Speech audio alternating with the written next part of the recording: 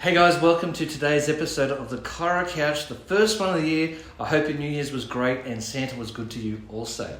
Every year I regularly hear people how they're going to change this year by having brand new resolutions, and it's usually around time, health, money and your relationships. But I believe the best thing that you could do is break bad habits as your new resolution in all of these areas. An example is I always recommend people to do some exercises at home so it improves the spine.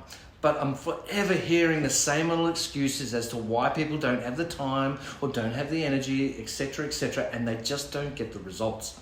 So breaking habits is one of the best ways that you can help your health, and it's actually easier to create a new habit than it is to break an old habit. So why do some succeed and some don't?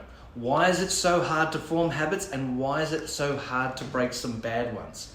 Well, I'm going to give you a book, and I'm going to recommend you read this book if you want to change habits, and it's called Atomic Habits by James Clear. And this book explores the psychology behind habit formation and demonstrates how the brain can create new habits. Then it gives you practical advice on how to stick to these habits and keep you from, or avoid you from abandoning it so that you keep these habits. Here are some key points to Atomic Habits. There are quite a few of those. So when people focus on a goal, they run into 4 problems. There are winners and losers that have the same goals, but these aren't a good indication of why some win and some lose. And the achievement of a goal is only a momentary change. You want to begin something something small. If you don't meet your goals, it can be disastrous and you quit trying.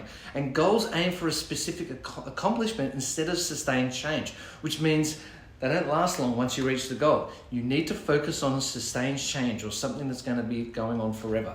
And humans' brains make these decisions in 4 steps. Your brain will receive a cue to perform an action. It'll create a craving. It'll respond to that craving and it will receive a reward for that. And when it receives a reward, it will repeat the cycle. And alternatively, if it doesn't receive it, there'll be a consequence. And when this cycle is repeated, this is what forms a habit. An example would be wake up, want to feel alert, drink coffee, satisfy that craving, feel alert.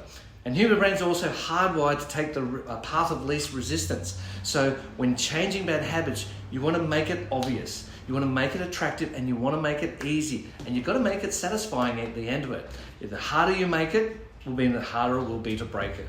So this can be inverted though. If you're making it invisible, if you're making it unattractive, and you're making it difficult, and you're making it unsatisfactory, those won't change your habits.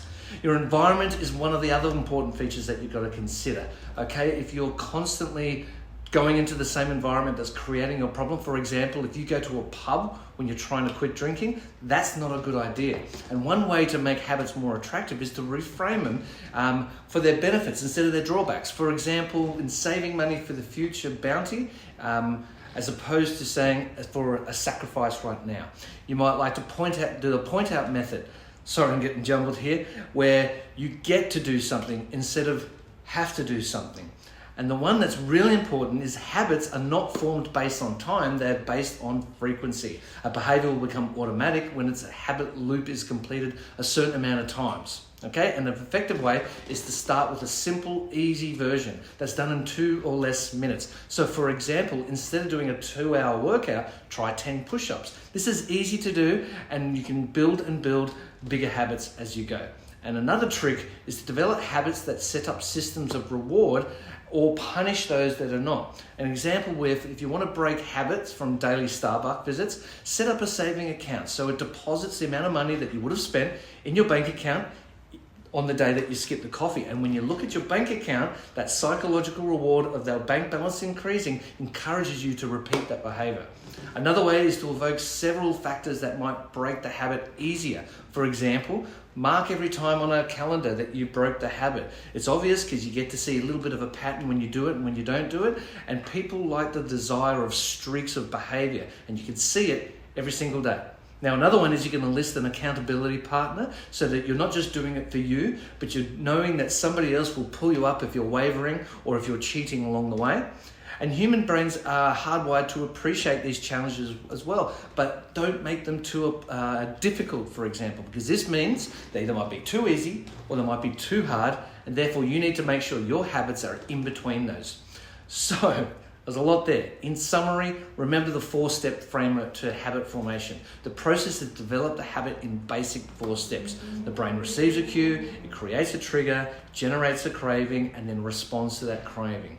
And finally, receive either a reward or consequence. These 4 steps can make a habit totally easy to trigger, and that reward of that loop of that brain will more likely make sure that it endures. And remember, make it obvious, make it attractive, make it easy, and make sure you satisfy those habits. And each of these ones will address the loop and give people these harder tasks, easier tasks, and you're more likely to break those habits.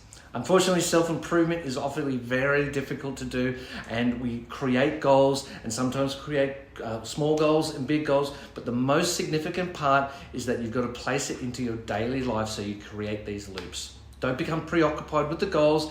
Instead, just focus on sustained systems of change. Think of it like, instead of going from 1 to 100, go from 1% to 2%, and then 2% to 3%, and so on and forth. And lastly, and then I'll let you go for the day, remember your why. Why do you have these goals and all these systems? If your why is big enough, like I'm not dying from cancer, then you're more likely to wake up and think of this and do it. But as opposed to if your why is saving $100, well, it's easy to think, I'll do that next week. So let's make your New Year's resolutions count this year. Try some of these tips, or even better, read that book, okay? And make the reason why you want to change so massive that it elicits emotion when you think about it, and it excites you every time you do it. And that way, you're more likely to hit your goals and change your bad habits this year. And of course, let me know when you break those goals, when you hit those goals too. My name is Dr. Andrew from Robina Chiropractic Wellness Center, and I'll see you next week on the Chiro Couch. And welcome 2024. Bye for now.